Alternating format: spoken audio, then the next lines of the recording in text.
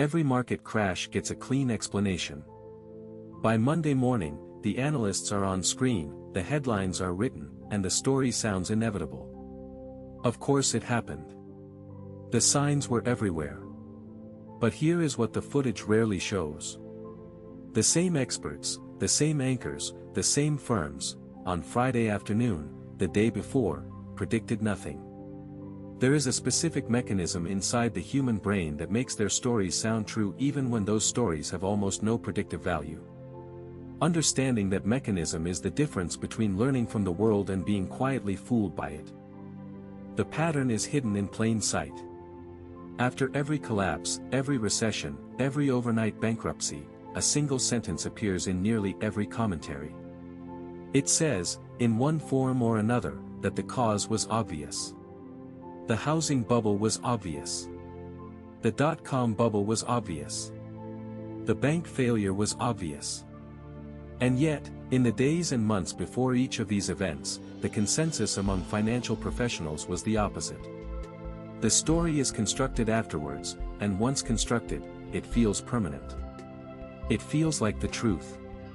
The discipline of asking why this happens, rather than what happened, leads into territory that most financial media will never enter, because the conclusions threaten the entire industry of expert commentary. Over the next several minutes, the mechanism will be examined from three angles. The neuroscience that builds the illusion. The forecasting research that measured how often experts are actually right. And the practical framework that allows a careful person to use information without being captured by the story attached to it. The term comes from the writer and former trader Nassim Taleb. In his work on uncertainty and improbable events, Taleb described what he called the narrative fallacy. His argument is precise. The human mind cannot tolerate raw, disconnected information. It is almost physiologically incapable of holding a sequence of events in memory without imposing a causal story on top of them. That story is then remembered, while the original facts fade.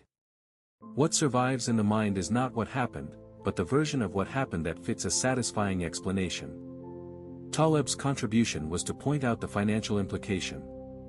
When markets are noisy, when most price movements are closer to randomness than to signal, the narrative built afterwards is almost always wrong, and yet almost always confident. The expert is not lying. The expert is doing what every human brain does. Compressing a chaotic event into a clean cause and a clean effect. The danger is not in telling the story. The danger is in believing that the story would have been knowable in advance. The empirical evidence behind this idea is unusually strong, and most of it comes from a single researcher. Philip Tetlock, a psychologist at the University of Pennsylvania, spent more than 20 years collecting predictions from political and economic experts. Tens of thousands of forecasts. Specialists in their fields. People paid to know what would happen next. His finding, published in the book Expert Political Judgment, is one of the most uncomfortable in social science. On average, the experts performed roughly at the level of chance. The more famous the expert, in fact, the worse the predictions tended to be. Tetlock's interpretation pointed to a particular cognitive style. The most confident voices were also the most committed to a single narrative, a single big idea that explained everything. When events did not fit, the narrative was patched rather than abandoned. The takeaway from this body of research is not that experts know nothing. It is that the experience of certainty is a poor signal of accuracy. A forecaster who feels the answer is obvious is, on average, no more reliable than one who admits the situation is unclear. The neuroscience underneath this is worth slowing down for. The human brain appears to have evolved as a pattern detection organ. Detecting patterns where they exist had survival value. Detecting patterns where they did not exist was, for most of human history, a tolerable error. A predator-shaped shadow that turned out to be a branch cost almost nothing. A real predator missed cost everything.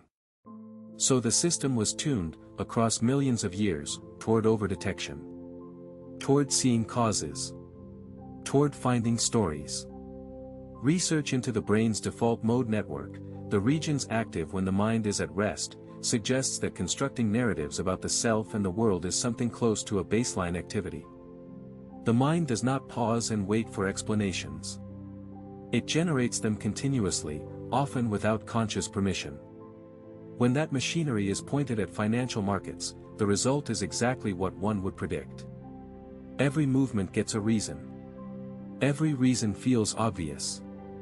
And the gap between the reason that the brain produces and the reason the market actually moved is rarely visible from the inside.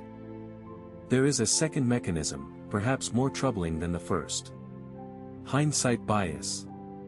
Once an outcome is known, the prior state of uncertainty becomes nearly impossible to reconstruct. The mind quietly rewrites its own memory of what it believed before the event.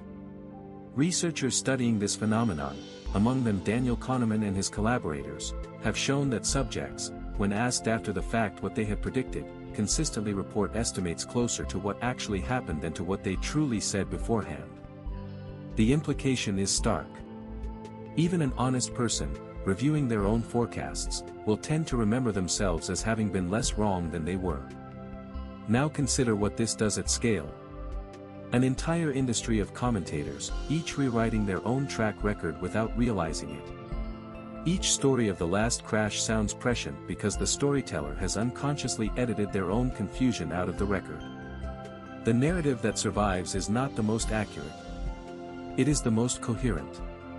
Coherence and truth are not the same thing, and the brain is far more attached to the first than to the second. The practical question is what to do with this. The temptation is to dismiss all expert commentary, but that would replace one kind of error with another. There is a more careful posture, drawn from the same research. 3 habits, applied consistently, separate someone using information from someone being managed by it. First, separate description from prediction. Most financial commentary is description dressed as forecast. The phrase "the market fell because" is description. The sentence "the market will fall because" would be prediction. The first is almost always available. The second is almost always wrong, and almost always more confidently delivered. Second, track the record, not the story. A commentator's narrative this week is irrelevant. The relevant question is whether their previous narratives, made with the same confidence, came true. Tedlock's research suggests that this single habit, keeping a quiet record, is one of the strongest correctives available. Third, notice the feeling of obviousness. When an explanation arrives and feels self-evident, that is the moment to slow down, not speed up. The feeling of obviousness is generated by the brain's coherence machinery. It is a signal of narrative fit. It is not, on its own, a signal of truth. Most financial education frames the problem of being a poor investor as a problem of discipline, of emotion, of failing to stick to a plan. The neuroscience and forecasting evidence point somewhere different, and somewhere harder. The deeper problem is not the absence of discipline. It is the presence of stories that feel like understanding. A person who believes they understand why the last crash happened will behave differently from a person who knows that they do not. The first will make confident decisions. The second will make humble ones. Across decades, humility tends to win. The conventional advice, read more, listen to more experts, follow the news, assumes that understanding is the natural product of information. The research suggests the opposite. Information without a defense against narrative is a faster route to confidently being wrong. The people who navigate uncertain systems well are not the ones with the cleanest stories. They are the ones who have learned to notice when a story is forming, and to ask whether the world actually owes them an explanation. There is a quiet edge available to anyone willing to hold this distinction. It does not require special access, advanced mathematics, or insider information. It requires only a particular kind of attention. The willingness to notice, in real time, when the mind reaches for a story. The willingness to let an event stay unexplained for a few moments longer than is comfortable. The willingness, at the end of a financial commentary, to ask the simple question, would this person have said the same thing the day before? Most of the time the answer is no. And once that becomes visible, it stays visible. The narrative fallacy does not disappear. The brain mechanism that produces it is not switched off by understanding it. But the relationship to it changes. Stories become signals to slow down rather than commands to act. That shift, small as it sounds, is one of the few advantages in a system where most participants are operating from inside a narrative they cannot see.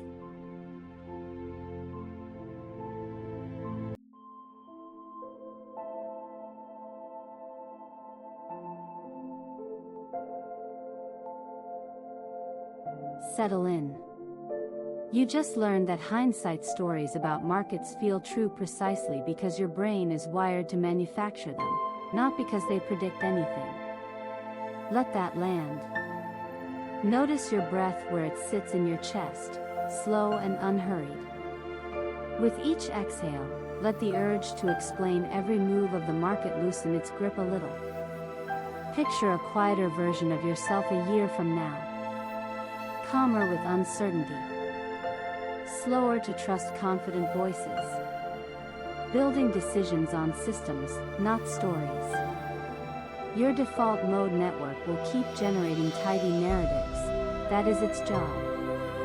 Your job is to notice them and choose what to act on. Anchor this insight in your body. Carry it with you. And when you're ready, return to the video and keep building.